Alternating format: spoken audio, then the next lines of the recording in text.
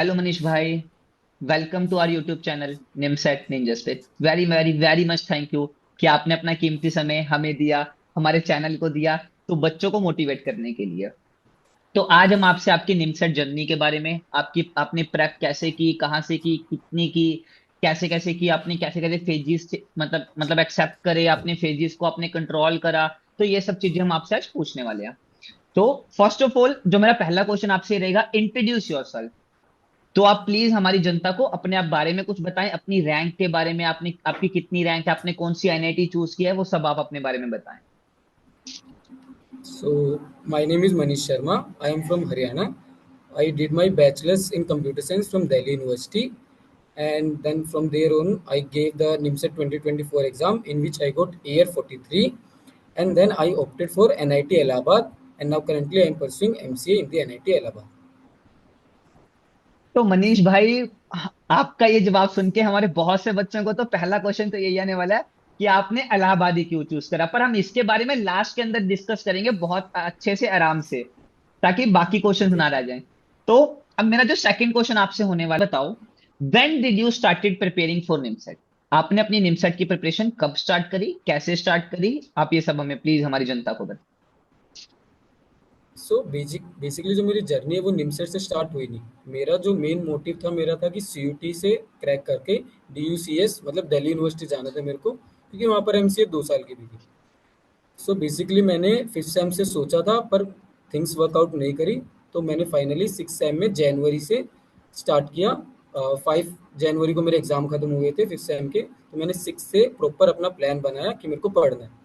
तो मेरे पास R D Sharma थी और मेरे को आर डी शर्मा मतलब मैंने कर भी रखी थी थोड़ी पहले, तो मेरे को आइडिया था कैसे करनी है। तो मैं क्या करता था, आर डी शर्मा का कोई भी चैप्टर खोला, उसके स्टार्टिंग में जो टॉपिक्स दिए होते थे, फॉर्मूले दिए होते थे, एग्जाम्पल छोटे मोटे, उनको देखकर सीधा बैक एंड पे जाता था और उसमें जो वेरी शॉर्ट क्वेश्चन आंसर या ऑब्जेक्टिव क्वेश्चन थे उनको सोल्व करता था। तो ये मैं करता रहा पूरी जनवरी। तो उससे थोड़ा कॉन्फिडेंस आया। फिर मैंने क्या किया, एक टेस्ट सीरीज भी ले ली ताकि मैं रेगुलरली अपने आप को अपडेट कर सकूं और क्वेश्चन लगा सकूं। सो जैन फैब, और उसके साथ फैब में मैंने कंप्यूटर साइंस भी थोड़ा बहुत पढ़ लिया क्योंकि सीयूटी में कंप्यूटर साइंस भी काफ़ी आता था। So March came and then the exam came. So finally I gave the exam and I did 59 question. But I was not getting the confidence that I will be selected in DUCS because there were limited seats like 58, and that too okay. in general was 20 or 25. And I also heard that many students were saying that they had done 70 question, 65 question. Okay. So little bit I was disappointed with my own score. So I decided to give so I decided first of all, my friend said that you can give NIMSET also. So I researched and then decided to give NIMSET. So and you can see the time was in March that I decided to give NIMSET. Really? And कि so मतलब real आप yes, कह रहे हो कि आपने मार्च में just पढ़ा निमसेट के बारे में, कि वो निमसेट का एग्जाम सुना आपने मार्च के नहीं, अंदर? मेरे को आइडिया था कि निमसेट में मतलब एनआईटी जाता, लेकिन मतलब मैं नहीं जाना चाहता था कि एनआईटी से दूर इतना जाऊं और 3 साल दूं। उस वक्त मेरे माइंड में ओके। यही चल रहा था कि 3 साल भी है, ठीक है। दूर भी जाना पड़ेगा। दिल्ली, हाँ। मैं हरियाणा का हूँ तो पास था, तो मन में वो बातें थी। पर लेकिन ठीक क्या है। हुआ, मेरे को लगा कि मेरा एग्जाम खराब है। और लिटरली हाँ। अगर मेरा सीईटी का स्कोर सुनोगे, मेरा स्कोर था 229। ओके। तो कितना रैंक था उसके जो अंदर? कि नहीं, रैंक नहीं थी, कट ऑफ गई थी, पहली कट ऑफ 226। अरे, ठीक है। तो हुआ क्या, जिन्होंने 70 क्वेश्चन किए थे उनके नेगेटिव गए, मैंने 59 किए थे, तो मेरे तो हाँ, दो ही क्वेश्चन सही थे, एक्यूरेसी, तीन ही गलत। एक्यूरेसी मैटर्स एक्यूरेसी मेरी करती है। काफी, हाँ। तो मेरी पहली कट ऑफ ही क्लियर थी देखा जाए तो। पर उस वक्त मैं अपने आप को ज्यादा कुछ ले गया कि अरे नहीं, तू काफी डिसअपॉइंट कर दिया, इतना अच्छा नहीं कर पाया तू। तो ठीक वो है। थिंकिंग मेरे को निमसेट की तरफ लेके गई कि अरे चलो अब निमसेट दे देते हैं, क्या जाता है। हाँ, तो तो मतलब हाँ टेम्परामेंट बन गया वहां से स्टार्ट। हाँ, वहां से बन गया। तो तो निमसेट का फॉर्म वगैरह, फिर भरा आपने, एंड देन? हाँ। सो तो मार्च आ गया था। ओके, उसके बाद? हाँ, तो दिक्कत और बढ़ गई क्योंकि उससे पहले मैं कॉलेज नहीं गया था जैन फैब सीयूटी के लिए। तो ठीक मेरे है। को अप्रैल में अटेंडेंस भी बढ़ानी थी, मिड सेम भी देने थे, निमसेट की ठीक है। तैयारी भी करनी थी, क्योंकि आपको पता होगा सीयूटी और निमसेट में सिलेबस चेंज है, मतलब चेंज मैथ्स है। में ट्रिगो भी है, वेक्टर भी हाँ। है। अब और बिल्कुल एक रीजनिंग तो पूरी है।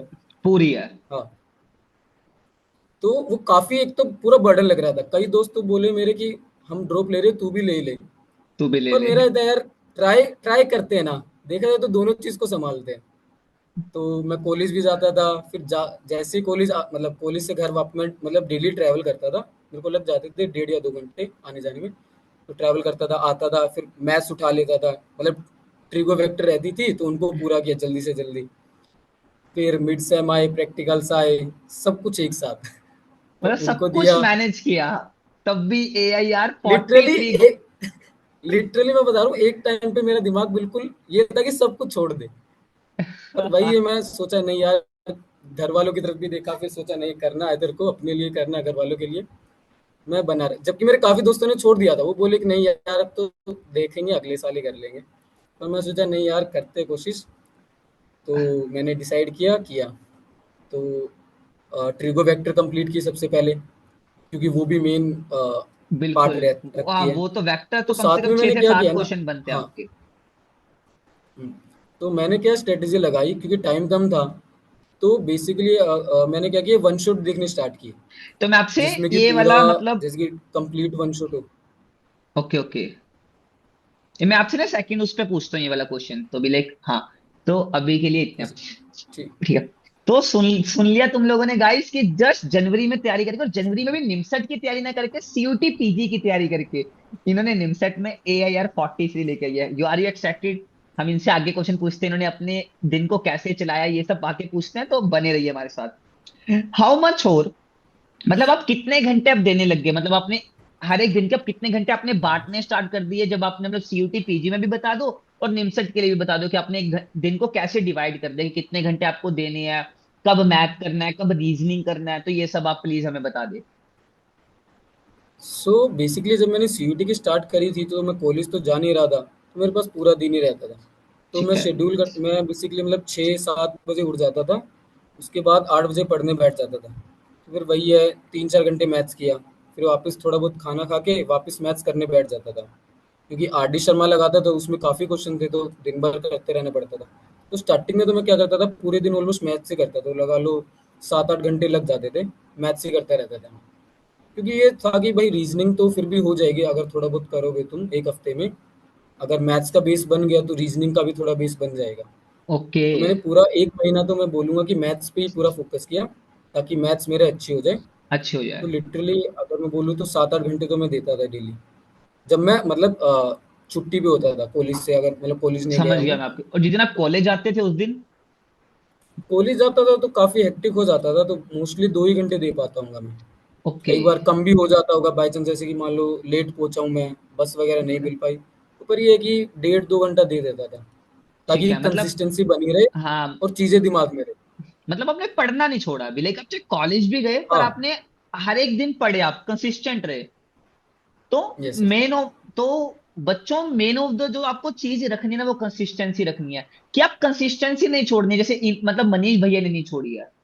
वो हर दिन पढ़े हैं, चाहे जिस दिन वो कॉलेज गए हैं कम पढ़े हैं पर वो रोज पढ़े हैं। और जब आपका CUT PG होगा, जब आपको ऐसा कॉन्फिडेंस नहीं आया कि वो मेरा क्लियर होगा, तो आपने निमसेट के लिए कितना टाइम देना स्टार्ट कर दिया, बिकॉज तब तो आपको कॉलेज भी आपने स्टार्ट कर दिए थे, आपको अटेंडेंस भी करना था, तो वैसे फिर आपने कैसे मतलब मैनेज किया चीजों को। तो जब कॉलेज भी मैनेज करना था और निमसेट का भी, तो बेसिकली मैं डिसाइड करता था कि वीक डेज पे तो नहीं हो पाएगा, तो वीक डेज पे वही 2 घंटे ही हो पाते थे, लेकिन वीकेंड को मैं पूरा यूटिलाइज करता था। मतलब मैं ओके। कॉलेज की पढ़ाई मतलब छोड़ ही दी थी मैंने, कि हाँ भाई पेपर के पहले ही पढ़ लेंगे। अभी ठीक है। वीक डे को मैं मतलब वीकेंड को पूरा यूज़ करता था, 7-8 घंटे निकालता था पूरे, कि जितना ओके। टाइम निकल सके मैं उसको यूटिलाइज करूँ। हाँ, बीच में ठीक। 1-2 असाइनमेंट वगैरह आ जाते थे, तो वो थोड़ा बहुत ऊपर नीचे हो जाता था। लेकिन वही है कि पूरा दिन मतलब 7-8 घंटे में निकालता था वीकेंड्स पे तो, कि ताकि एक यूनिट पूरी कंप्लीट कर दूँ मैं, पूरी रिवीजन हो जाए, उसके पी-वाइज़ क्यू ओके। कर दूँ, तो पूरा करने की कोशिश करूँ। ठीक है। तो ऐसे था।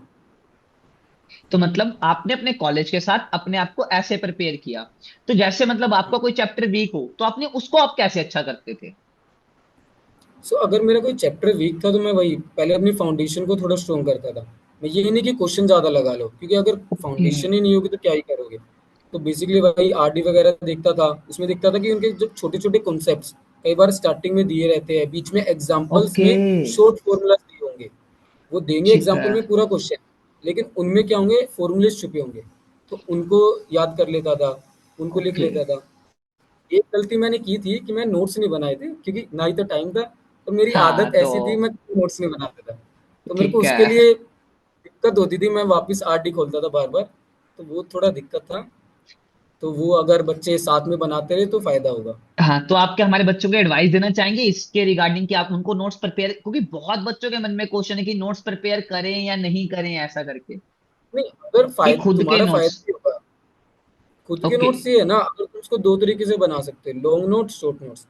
अगर जैसे ओके। कि कोई बच्चा स्टार्टिंग से प्रिपेयर कर रहा है, 6-7 महीने है, तो मान लो कोई भी जो चैप्टर उठाया उसने, अच्छी तरह उसके डिटेल लिख रहा है, कॉन्सेप्ट लिख रहा है, वो बना लिया। अब ताकि जब वो अगली बार रिवाइज करे और उसमें इंपॉर्टेंट क्वेश्चन भी लिख लिए कि इस पैटर्न के ओके क्वेश्चन है, तो वो सुन लो जब वो गाइस। रिवाइज करेगा, तो वो जैसे उसे देखेगा, उसे ये नहीं करना पड़ेगा अरे ये क्वेश्चन आरडी का था, वहां से देखता हूँ ओके। ये क्वेश्चन वहां का था। ऐसे लिख ले और एक शॉर्ट नोट्स बना ले। कई बार क्या होता है, मेरे साथ भी हुआ, शॉर्ट ट्रिक्स देख ली मैंने, यूट्यूब पे किसी देख ली, फिर दूसरे की देख ली, वो एक दिन याद रहेगी, 2 दिन याद रहेगी, फिर याद आएगा अरे वो ट्रिक क्या थी, वो लिखी रहेगी तो याद रहेगी। तो मैंने फिर भी थोड़ी बहुत कर ली थी याद, ऐसे ऐसे इधर उधर होके, तो उसको समझ अगर आप गया। लिख लोगे तो फायदा बनेगा। हाँ इससे ना मेरे मन में क्वेश्चन आया, बहुत से बच्चों का पता क्या रहता है कि हम ना केवल शॉर्ट ट्रिक देख लें तो हमारा निमसेट क्लियर हो जाएगा। तो आप क्या इसके लिए कोई सजेशन दे पाओगे? नहीं नहीं नहीं, सिर्फ शॉर्ट ट्रिक से काम नहीं चलेगा, क्योंकि इस बार भी अगर आप पेपर देखोगे तो कंसेप्चुअल आ गया था, सारे नए क्वेश्चन आ गए थे, तुम ट्रिक्स क्या ही लगा हाँ लोगे। ट्रिक बिल्कुल। लगती है 2-4 क्वेश्चनों में, ये नहीं कि मतलब तुम पूरा ही पेपर ट्रिक के बेसिस पे कर दोगे। तो क्या आप पर अब ये है मेरा कि अगला। ट्रिक। हाँ हाँ, क्या आप बता रहे हो? नहीं, क्या कह रहे थे मैं आप? कहता अगर ट्रिक कर लोगे तो वो रैंक ला देती है तुम्हारी। वही ठीक है। डिफरेंस आ जाता है कि अगर मान लो ओके। 50 और 100 रैंक में डिफरेंस, वो ट्रिक का डिफरेंस आता है फिर। ठीक बात है। यहाँ पर आ जाती समझ गया। अच्छा अब मेरे को भैया जो आप अगला क्वेश्चन बताओ, ये बताओ कि आपने कोई कोचिंग ज्वाइन की थी? है। हाँ, मतलब मैंने coaching as a test series लेने के लिए ज्वाइन करी थी। मतलब ऐसे तो कुछ पढ़ने एक, वगैरह के लिए नहीं ली? नहीं पढ़ने वगैरह के लिए यूट्यूब पे कंटेंट मतलब काफी वगैरह हाँ था। बिल्कुल, हाँ पर मेरे और एक एक तो मतलब। फिजिक्स फिजिक्स वाला भी था, वो तो रेवोल्यूशन ठीक है ठीक है ठीक सब है। दे रखा था मैथ्स का हाँ तो। तो मेरा भी एक, जैसे हमने भी एक रेवोल्यूशन चलाया कि आपने जैसे देखा होगा तो आपको जेई का सिलेबस मिला होगा। हाँ हाँ। तो हमने एक रेवोल्यूशन चलाया कि आप एक बात बताओ हमारे बच्चों को, क्या आपको यूट्यूब पे आज अभी से पहले निमसेट का पूरा कंटेंट मिला था कि जो केवल और केवल निमसेट पढ़ाए, पूरा मैथ? नहीं ऐसा तो नहीं हुआ। तो वो क्या अगर करना हम। पड़ता था ना, ढूंढना पड़ता था कि मतलब एक जगह यहाँ घूमो फिर यहाँ घूमो। हाँ ठीक है, तो मतलब हमने यही रेवोल्यूशन स्टार्ट किया कि हम पूरा निमसेट का कंटेंट मतलब उसके अंदर हम आप प्रोवाइड करें। और उसमें हम आपका भी सहयोग चाहते हैं थोड़ा सा, कि आप हमारे बच्चों को ना टाइम टू टाइम गाइड करते रहे। ये जस्ट एक इंटरव्यू की बात नहीं है, जब आने वाले टाइम में जब वो एक क्रूशियल स्टेज पे होंगे तो मॉक टेस्ट कैसे देने हैं, उसमें स्कोर कैसे अच्छा करना है, कि जब उनके नंबर नहीं आ रहे हैं तो वो उनको कैसे फेस करना है, तो आप प्लीज हमारे साथ बने रहना।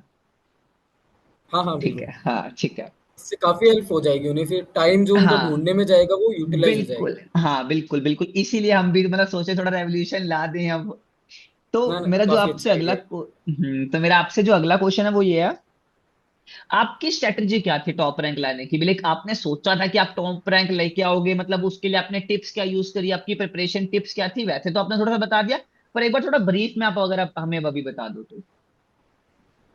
मेरा मतलब यही था कि पर लेकिन स्टार्टिंग में तो यही था कि कम से कम टॉप 100 में तो आऊँ। और क्योंकि ये था कि मेरे को सीयूटी से डिसअपॉइंटमेंट थी कि मैं अच्छा नहीं किया, तो मेरे को ये था कि दिखाना कुछ करके कि मैं भी कुछ अच्छा ओके। स्कोर ला सकता हूँ। तो मैंने सोचा था कम से कम 100, या कभी कभार दिमाग में आता था 50 के अंदर भी आऊँ, तो वही चलता था 100 या 50 के अंदर आऊँ। तो टिप्स उसके लिए मैं क्या फॉलो करता था कि बाई चांस आप अगर कोई, एक तो ये होता है कि डेली टेस्ट दो आप। कई बच्चे क्या ओके। सोचते हैं कि मैं पूरा सिलेबस करके बैठूंगा, बार बार उसको रिवाइज कर लूंगा फिर जाके टेस्ट देने बैठूंगा, वो उस चक्कर में रह ही जाते हैं कि वो बिल्कुल, बहुत सोचते हैं कि एग्जैक्ट। हाँ कि हाँ मैं बिल्कुल। सारी चीज रट लूंगा फिर दूंगा मैं टेस्ट। ठीक है। वो काम नहीं करती। थोड़ा थोड़ा करो, टेस्ट दो, पता चलेगा तुम्हें बैठना कैसे है, अपने आप को काम कैसे रखना है, कोई क्वेश्चन नहीं बन रहा है तो उसको कैसे छोड़ना है। तो वो जब तक तुम टेस्ट खुद दोगे ना, चाहे तुम्हें कोई कितना भी बता दे, वो जब तक तुम खुद दोगे जब भी कर पाओगे। तो सुन लो उसको एक हैबिट गाइस। बनाओ। ये रैंकर्स की ट्रिक क्या, कोई नहीं बताता, इन्होंने बता दिया हमें। और एक और इंसिडेंट मैं बताना चाहूंगा। हाँ प्लीज। लिटरली मेरे एग्जाम्स भी चल रहे थे क्योंकि मैं अपीयरिंग का स्टूडेंट था। तो हाँ अच्छा, आपने ड्रॉप भी मेरे नहीं एग्जाम लिया, छः, क्या बात है। हाँ हाँ, तो हाँ 6 तारीख तक का एग्जाम था, 8 को निमसेट था। क्या बात है। तो मानोगे नहीं मेरा क्या सीन रहता था कि मैं एग्जाम देने जाता था। सुबह एग्जाम होता था 9 से 12, तो 12 से 2 घर आता था। और जैसे कि पता था कि निमसेट 2 से 4 होगा, तो मैं 2 बजे आते ही थोड़ा बहुत फ्रेश होके 2 बजे ही बैठ जाता था पेपर देने। ये नहीं कि रेस्ट करूंगा, पेपर दूंगा पहले निमसेट का, फिर जाके रेस्ट करूंगा। तो वो मैंने बना के रखा कि ताकि पेपर की वजह से मेरा निमसेट ना बिगड़े। तो इससे ना तो मुझे ये सीन रहता। पर्सनली एक क्वेश्चन आया मन में, आपको इंस्पायर कौन करता था भी, लाइक आप इतने भी लाइक सेल्फ मोटिवेट होना बहुत जरूरी है इस चीज में, क्योंकि आप अगर सेल्फ हाँ, मोटिवेट नहीं हो ना तो आप, तो कौन करता था आपको इतना सेल्फ मोटिवेट कि तो आपको बिल्कुल आप इतना बात, मैं डेडिकेशन। वही तो कहता हूँ, मेरे दोस्त भी इतना वो हो गए थे कि वो सोचे थे इतना तो मेंटेन ही नहीं होगा। तो मैं यही सोचता हाँ था कि नहीं बिल्कुल। यार, मैंने कुछ करके दिखाना है। और एक फैमिली का भी होता है ना कि हाँ भाई, फैमिली को भी प्राउड करवाना है। और खुद को भी एक होता है कि हाँ भाई, नहीं तू एक चीज में सफल नहीं कर पाया तो दूसरी में तो करके दिखाना है। मौका दिया, देखा। तो उस चीज को मैं बार बार अपने सोचता रहता था, मोटिवेट होता रहता था। तो वही है, अपने आप से बातें करो कि सोचो हाँ मैं आऊंगा, टॉप 50 में आऊंगा, 100 में आऊंगा, तो वो आपको मोटिवेट करेंगे। तो मतलब आपको एक थिंकिंग जरूरी है, अगर आपको टॉप 50 या टॉप 100 में आना है हाँ, कि मेरे को वो आना है, तभी आप कर पाओगे, वैसे तो आप नहीं कर पाओगे। तभी अगर आप तभी। यही सोचते रह जाओगे, अरे नहीं बैलेंस नहीं हो रहा, ये नहीं हो रहा, वो ओके। नहीं हो रहा, तो रह ही जाओगे। तो मतलब हाँ, वही दो टाइप्स ऑफ पीपल होते हैं मतलब लाइफ के अंदर, या तो आप उनको भी लाइक दिक्कतों को लेके बैठ जाओ, या आप उनसे सोल्व मतलब, पर आप दूसरे टाइप आपने सोल्व किया उनको, तभी आज आपकी एयर 43 है, इंस्पायरिंग। तो आप मेरे को एक बात बताओ मनीष भाई, कि आपके हिसाब से क्या कहते हो आप कि जो 3 ईयर की एमसीए पॉजिटिव लें कि इसको नेगेटिव वे में लें, आपके लिए, आपके हिसाब से मतलब आप थिंक इसके बारे में क्या करते हो, कि पॉजिटिव होना चाहिए कि नेगेटिव वे में ले, तो बच्चों को बहुत मन में डाउट रहता है। तो देखो, मैंने स्टार्टिंग में बोला था कि मेरा मन था एमसीए 2 साल की सीयूटी से करूं। लेकिन जब मैंने इन डेप्थ देखा, पता चला, तो मेरे को रियलाइज हुआ कि एनआईटी में 3 साल की वर्थ इट है। क्योंकि देखा जाओ ओके। तो अगर आप एमसीए 2 साल की में जाते हो, तो वहां पर वही बच्चे सर्वाइव कर पाएंगे जिनको काफी अच्छा, मतलब बिल्कुल कोडिंग आती हो। क्योंकि एक समझ। साल के बाद तुम्हें जो भी मिलेगी, यहाँ पर क्या है, तुम्हें 2 साल है। 1 साल पढ़ो, 1 साल इंटर्नशिप करो, फिर अगले साल जॉब के लिए बैठो। तो ओके। तुम यहाँ पे अपने मतलब आप को एक्सप्लोर कर पाओगे, ठीक जो है। दूसरे तो से इंटरेक्ट कर पाओगे। बात ये थी। तो आपकी कम्युनिकेशन स्किल्स वगैरह, आपकी इंटरेक्शन स्किल्स वगैरह, आपकी इंटर्नशिप को लेके सोचिए, सब चीजें वहां पे डेवलप होती हैं, तभी एनआईटीज में 3 ईयर की हम कहते हैं कि ठीक है। तो मतलब आपके लिए तो है कि हाँ ये अच्छा है, विलक अच्छा है। यस। बिल्कुल बिल्कुल बिल्कुल बिल्कुल। हाँ तो आपने ये तो बता ही दिया, which other exam did you give, CUET PG, आप मोस्ट ऑफ द डे तो उसी के लिए प्रिपेयर किया आपने।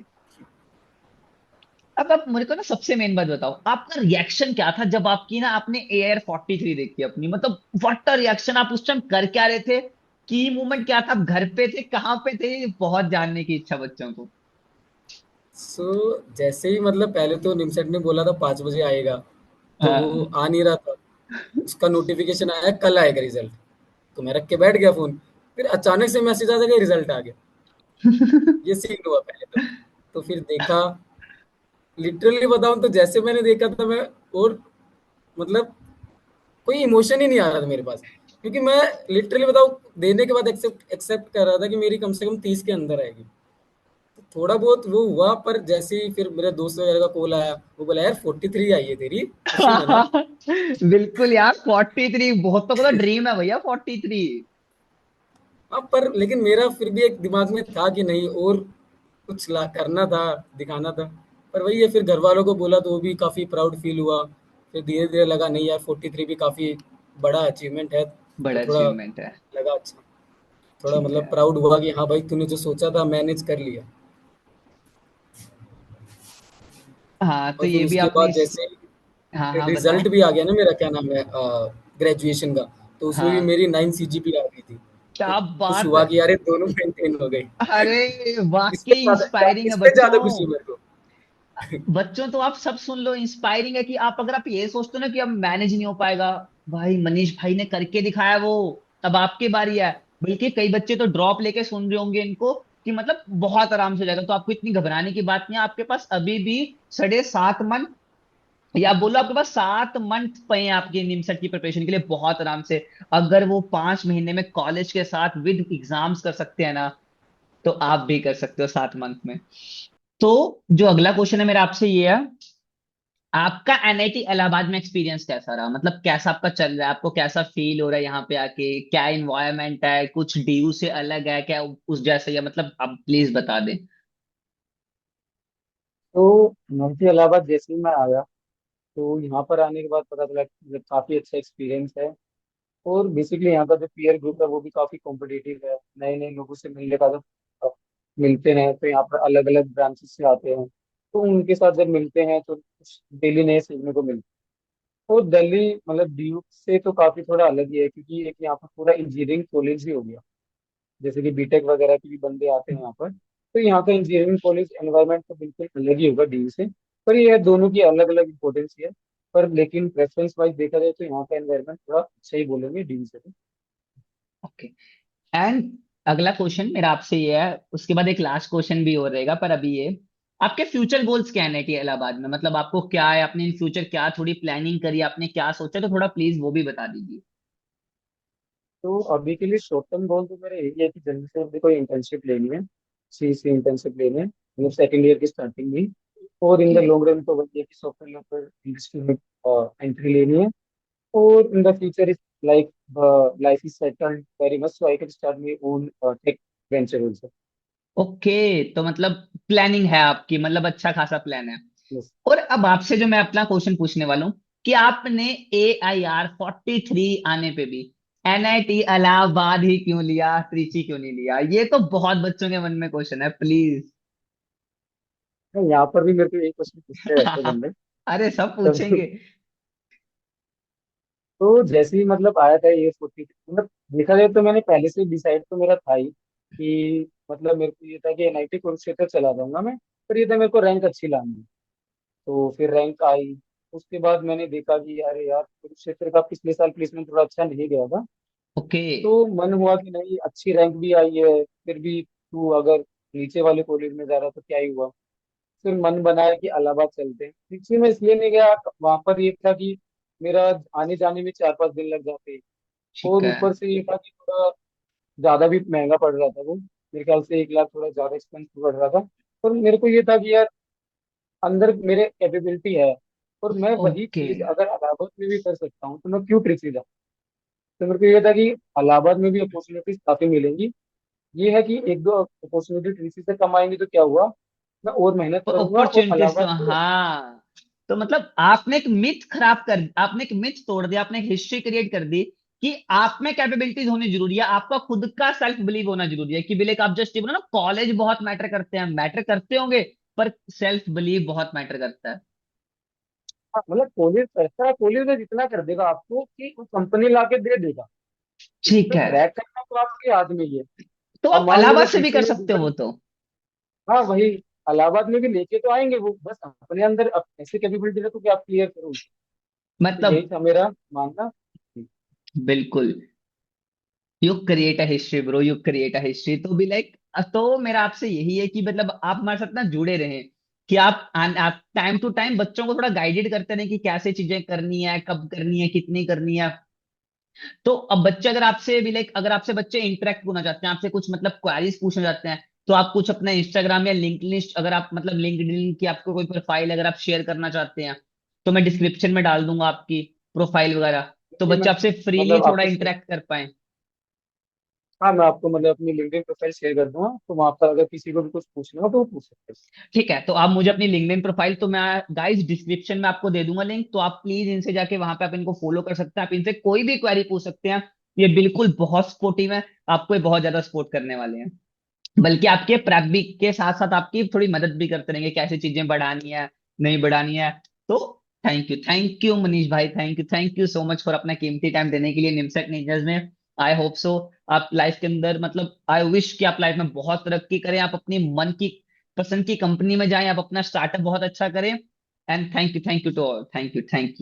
ठीक है, थैंक यू भाई। मैं भी थैंक यू बोलना चाहूंगा कि आपने ये प्लेटफॉर्म दिया मेरे को, मतलब अपनी एक्सपीरियंस शेयर करने के लिए, ताकि मतलब और बच्चों को भी गाइडेंस मिले। क्योंकि मेरे को भी एक पॉइंट ऑफ टाइम पे ये था कि भटकना पड़ रहा था चीजों के लिए।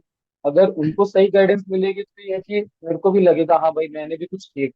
तो वो प्लेटफॉर्म आपके क्या है, तो आपको भी थैंक यू काफी। ठीक है, बस भाई हमारा एक रेवोल्यूशन हमने चलाया निमसट के लिए, तो आपने उसमें बहुत तकड़ा सहयोग दिया, आपने बहुत अच्छी गाइडेंस दिया, आपने बिल्कुल मतलब नेचुरल रहे हो, कि जो आप एग्जैक्ट थे ना वही रहे हो। क्योंकि मैं बहुत से मैंने इंटरव्यू देखे हैं, तो कई लोग डरते हैं कि मैंने ये कोचिंग ली, उसका नाम नहीं लिया, उसका ले लिया, उसका नहीं लिया।